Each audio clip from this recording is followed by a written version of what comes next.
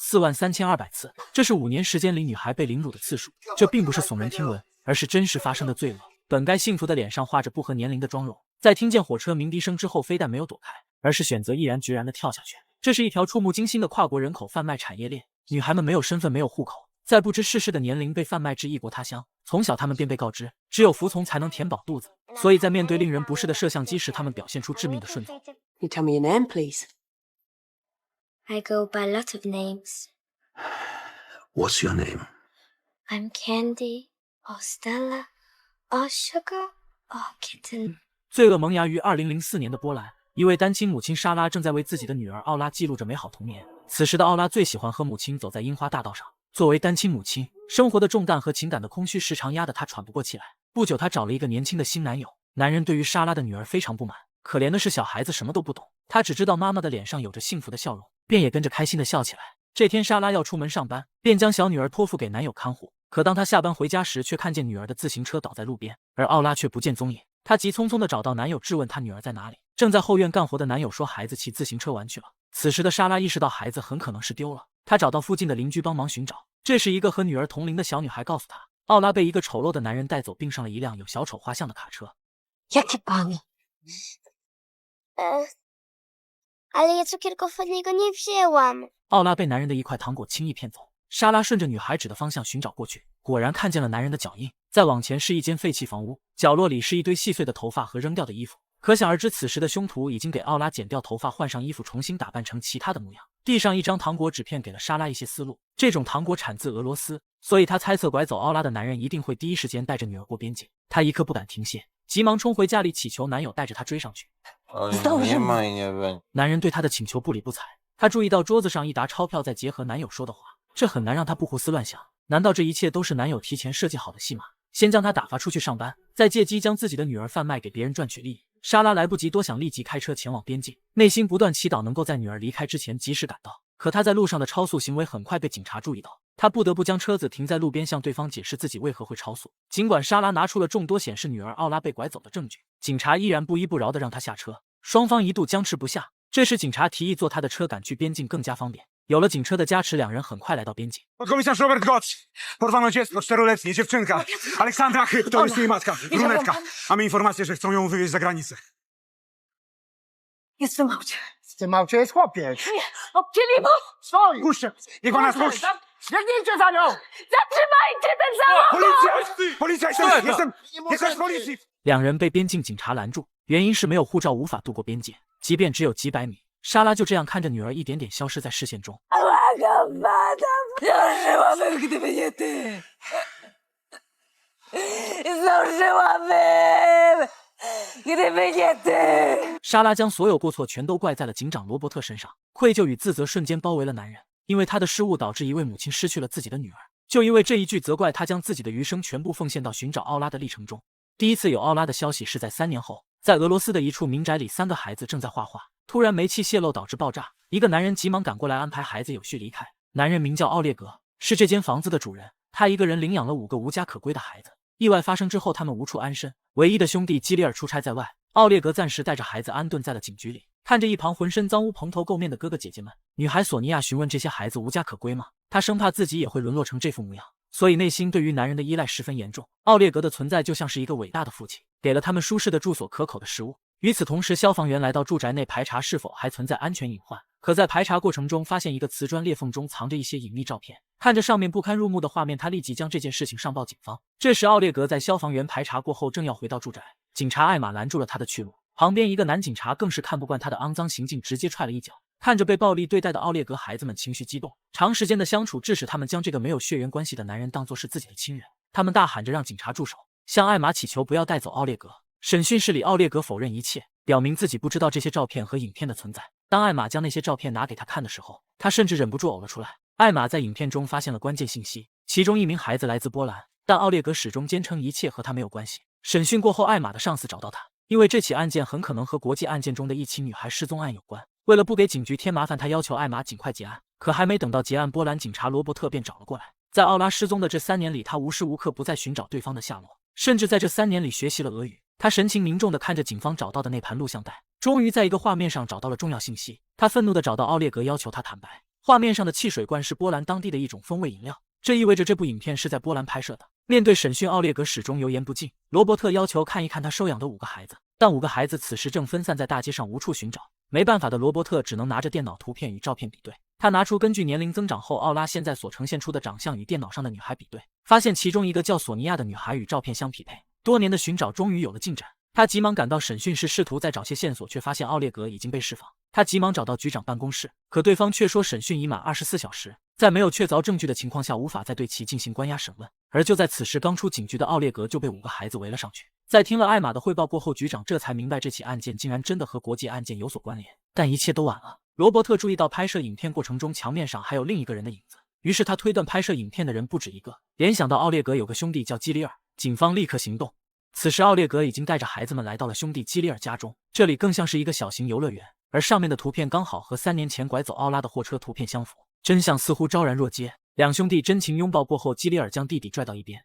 За что? Они не должны были никуда выходить. Газ взорвался. Меня менты задержали. Это конец. Придется продать твои игрушки.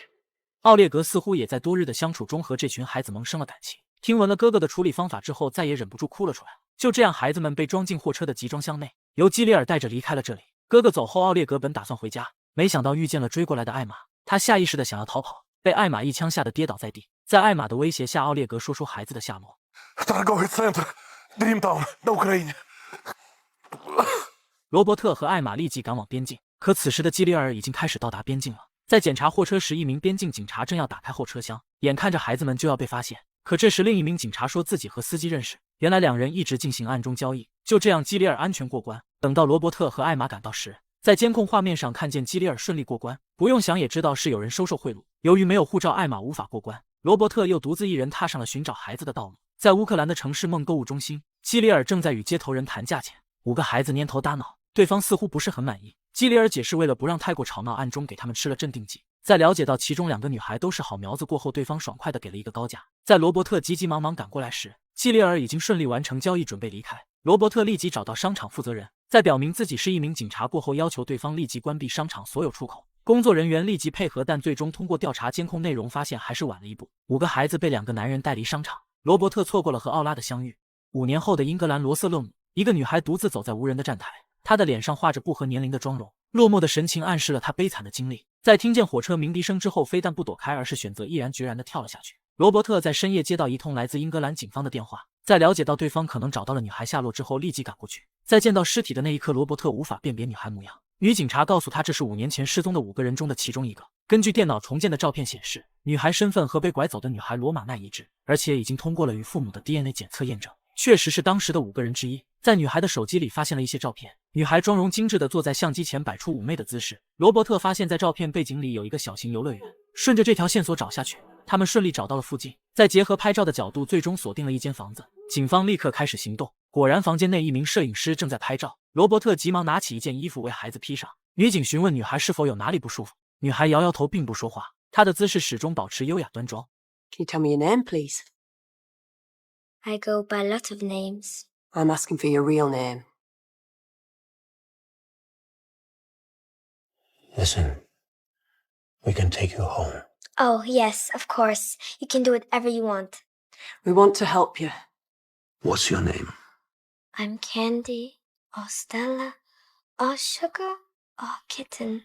女孩年纪轻轻，却已经对一些事情轻车熟路。罗伯特拿出证件，告诉对方自己是一名警察，可以帮助他脱离现在不正常的生活。可长期浸泡在毒药里的女孩早已分不清是非黑白，甚至认为自己现在所处的境地是正常人的生活。所以在罗伯特拿出那张画像询问他是否认识照片上的女孩时，他以要上卫生间为借口离开了警察的视线。罗伯特本想询问女警有没有什么关于奥拉的线索，下一秒却在摄影师的电脑上看见了大量照片，其中一个让他十分眼熟。他拿出照片进行比对，发现2人十分相似。女警告诉他和刚刚的女孩是同一个人，不同的是刚刚的女孩化了妆，戴了假发。罗伯特意识到女孩就是他一直苦苦寻找的奥拉之后，急忙冲到卫生间门口，可里面却无人应答。情急之下只能破门而入，可此时里面已经空无一人。女孩通过卫生间的窗户爬了出去。再一次错过和奥拉相认的罗伯特后悔莫及，焦头烂额的他只能再次将视线对准摄影师，可对方似乎有恃无恐，面对审讯毫不配合。始终坚称自己是拿钱办事，但对于雇主的身份却闭口不言。I'm warning you. Where is she?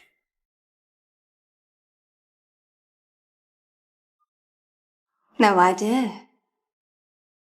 She just walked up to me in the street as we're taking pictures and she said, "Can I have a photo shoot with you?"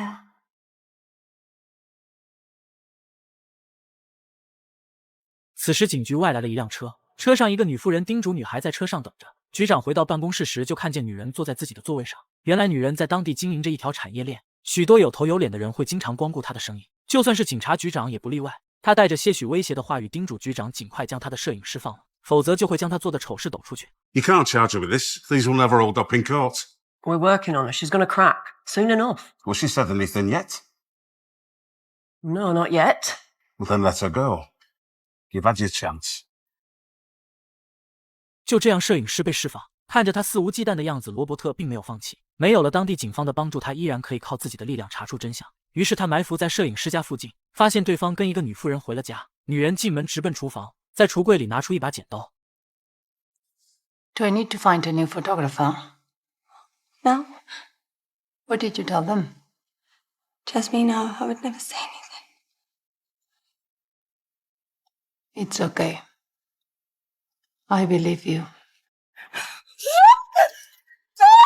女人心狠手辣，当场剪断摄影师的一个指头，全当是给他一个教训。之后叮嘱他下次拍照注意不要暴露地址。面对尖叫女人面不改色，依旧可以气定神闲地处理文件。雇主走后，摄影师走到冰箱面前想要拿些冰块，刚关上门却再次被罗伯特电晕过去。醒来过后的女孩不再像之前一样态度坚定拒不配合。当罗伯特拿出那把刀在她眼睛上晃悠时，她怕了。When I'm done with you, you'll never look at it. You're a cop. Yeah, I'm a cop. 当罗伯特发现自己作为一名警察并不能完成自己正义的要求时，他就已经放弃了自己的身份。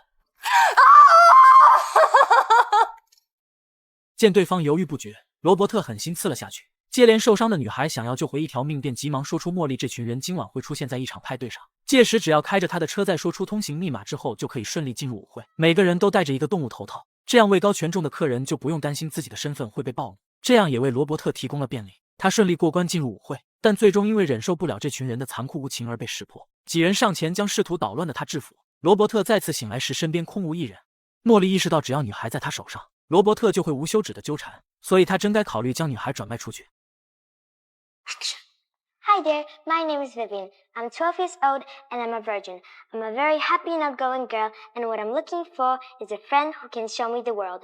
My parents are dead and I don't have any family left to take care of me. I'm waiting for you to find me, my love. 最终女孩被一个泰国男人买走，女人只肯告诉罗伯特这么多。4年后的曼谷，罗伯特在这个地方已经寻找了很久，他知道此时的奥拉又长大了一些，他始终没有放弃寻找，从一个城市到另一个城市，走遍每个角落的红灯区。可他不知道的是，此时的奥拉正身处一栋豪宅内，这个男人就是当年买走奥拉的男人约翰。两人会一起吃饭，一起聊天。乍一看，男人似乎是将奥拉当成自己的妻子来养活，可实际上奥拉扮演的角色不仅于此，他不仅要负责男人的生活起居，还要在外面赚钱，所得的收益与男人平分。至于赚钱的方式，还是离不开老本行。离开家之后，奥拉来到了常来的小旅馆，在这里换上工作服后，默默的等待。见惯了形形色色的人，奥拉总是第一时间要求对方付钱。就在此时，罗伯特也在曼谷的各个角落搜寻奥拉的身影。他一次又一次的扮演成客人，却一次又一次的经历失望。回到家的奥拉将今日的收益分给约翰，并用自己的那一份为对方准备了一份惊喜。可他没想到对方却因为自己忘记买红酒而大发雷霆。